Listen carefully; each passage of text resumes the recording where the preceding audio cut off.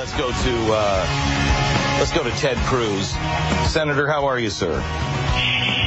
Good morning, Glenn. You know, like Americans all across our country, I'm grieving. Last night was a horrifying display. You know, all of us simply watched in horror as police officers who risk their lives keeping us safe, who rush into dangerous situations, found themselves targeted for murder. And Heidi's and my prayers today are with the families of the 5 brave officers who lost their lives. Our prayers are with all 11 officers who were shot, and our prayers are very much with the community of Dallas that is mourning this horrific crime that played out.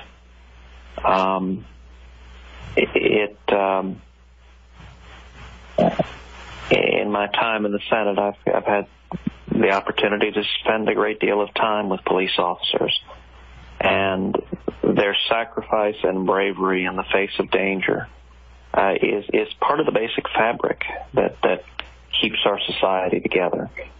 And to see vicious murderers targeting them is horrific and really, really sad. We were at a funeral of a police officer in Houston about 8 months ago, and it was indeed moving. Another innocent guy. The other side of this coin is, I think, Ted, we're seeing this, and part of it has been designed, I think. We're seeing people feeling powerless, and they feel like that justice is not being done. I could say that I felt that yesterday with Hillary Clinton. Where is justice? Where is the rule of law? How can somebody who is in power get away with this? And, you know, when you see things like Minneapolis, and I'm not asking you to comment on this, and I'm not going to comment on it because I'm going to wait for due process, but it looked bad. How do we move forward and make sure that the bad cops are taken off the street, and at the same time calm and empower people that violence is not the way, but your voice is being heard? Well, there is enormous frustration across the country on many, many fronts, and much of the frustration is justified. It's frustration with our system. It's frustration with corruption.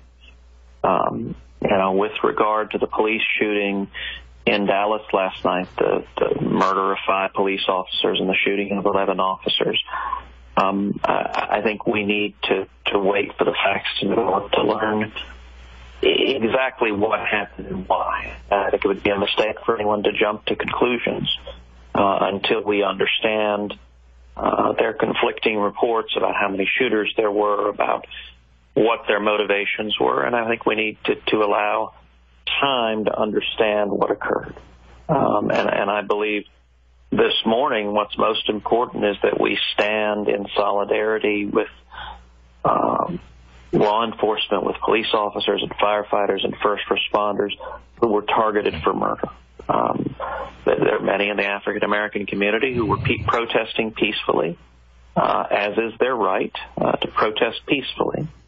Indeed, I'm in Washington this week because the Senate is in session. And we had protests here in Washington, and my girls were watching the protests and watching them live and asking about them. And we were talking to them about how the First Amendment of the Constitution protects everyone's right to speak out, everyone's right to peacefully assemble and to share their views.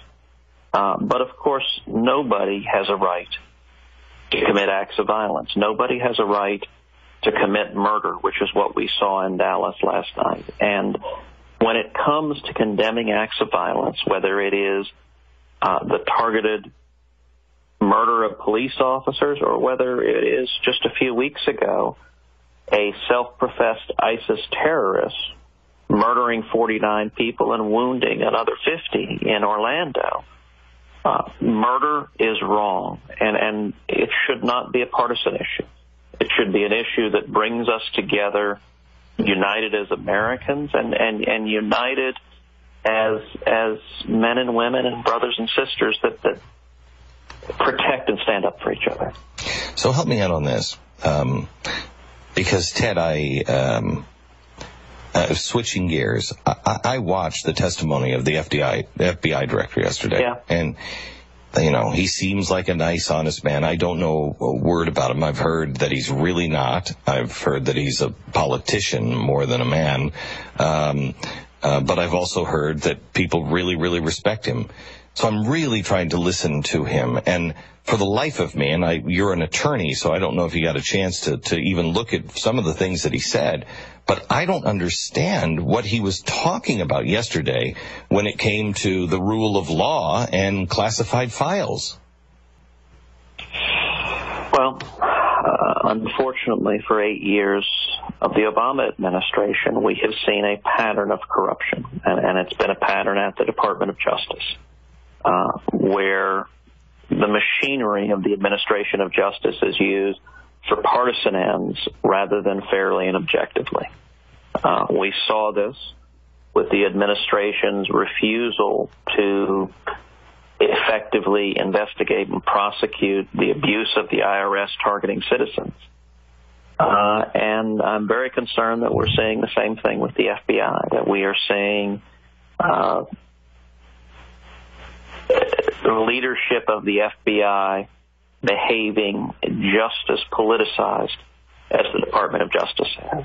And if that's the case, that is deeply disturbing, because we rely upon law enforcement. The criminal law should not be used as a weapon by whichever party's in power to target their enemies and protect their friends.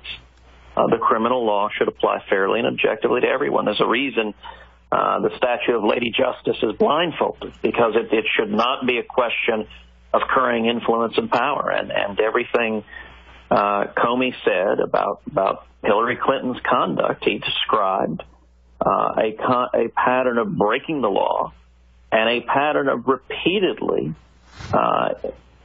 giving false statements about it, that what she told the American people, what she told Congress, was flat out contradicted by what Comey reported.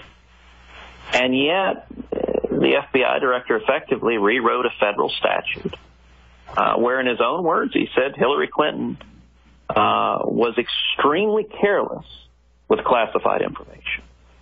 Now, the federal criminal law criminalizes gross negligence. I've been a lawyer a lot of years. I got to tell you, I'm not smart enough to know the difference between extreme carelessness and gross negligence.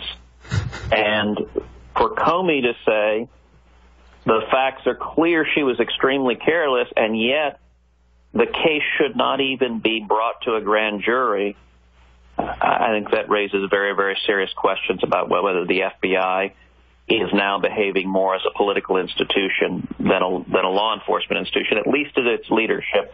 There are many brave and honorable agents in the FBI, but this performance by Comey was deeply disturbing, and I think Congress needs to get to the bottom of what exactly went into the FBI's refusal to proceed. That brings me to Jason Chaffetz, because yesterday Jason said, what do you need to investigate the lies if she perjured herself in front of Congress? And he said, I need a warrant or a writ, or I don't remember what is some sort of permission slip for the FBI to go look and investigate. And that the people that I heard talk about that say that didn't make any sense at all, but let's say it does, and he goes and investigates her lies in Congress. He's already stating that she lied in Congress. How does this stop now, and does Congress have the balls to go through with it? Listen, it is a very good question. We have seen a pattern for a lot of years of the rules not applying to the Clintons, that a special set of rules for the rich, the powerful, the well-connected apply, then apply to ordinary people. As you know, General Petraeus, an extraordinary hero who has defended this nation for decades, was prosecuted by this Justice Department. And yet, when the politics favors Hillary Clinton, suddenly the administration bends over backwards to avoid fairly applying the law. That is deeply, deeply concerning.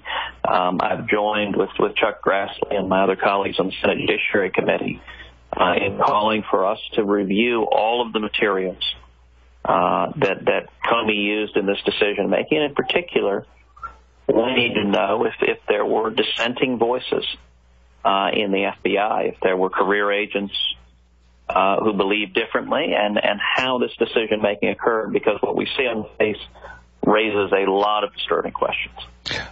Last question for you. Megyn Kelly last night, I was writing up a scathing Facebook post, and then the Dallas thing happened, and I moved on from it. But I don't know if you saw it. She spent a good 10 minutes mocking you, ridiculing you, saying you're a hypocrite. How could you possibly... by accepting this slot at the convention, you're clearly going to give some endorsement. Just showing up, you're giving an endorsement. And then she played what you said on the last day of campaign. How are you going to possibly look at the people with a straight face after you've said that? I mean, I'm not expecting you to release anything, and I know you well enough to know that you haven't made a decision on anything yet. Do you want to answer to what she said last night? I didn't watch what it said. Oh, you've got to be kidding me. This is like a setup. Hang on. Are you there, Ted? Can you hear me? Barely. Go ahead. Are you there? Yeah, can you? Did you just walk into a vault? Okay, so you didn't watch last night. Okay, but I didn't watch what she said, and if I got dismayed every time somebody on Fox News attacked me, you know what? Life is too short to worry about. That is an institution that it can express its own corporate opinions, and it has done so at great volume in the course of the primaries. And I'm not going to worry about. I'm not going to worry about their attacks. Our country is in an extremely challenging position right now, and there are a lot of people who've played an active role in putting us in this position. I'll take that as a wait and see what I have to say at the convention. Oh, look, substantively, I just heard what you described, what she said. Substantively, it sounds like what you described is really silly. Conversation I had yesterday with Donald Trump was quite straightforward. Donald asked me if I would speak at the Republican convention. I said I'd be happy to. And we had no discussion whatsoever of any endorsement. Our country is facing enormous challenges, and I do not believe it is the responsible choice for conservatives to shy away from defending the principles we believe in, from talking about who America is and how we go forward to get on a better path. And that's what I intend to do at the convention. And if it is the case that Megyn or anyone else decides that's a reason to attack me because I'm willing to actually speak to Republicans at our national convention, then that is a curious position. And I'll note, I've said for a long time that I'm going to be in Cleveland because we've got nearly 600 delegates. We won roughly 8 million votes nationwide, 12 states. We had 326,000 volunteers. And I feel an obligation to go to Cleveland and thank the delegates, thank the grassroots who worked so incredibly hard. Glenn, you worked incredibly hard.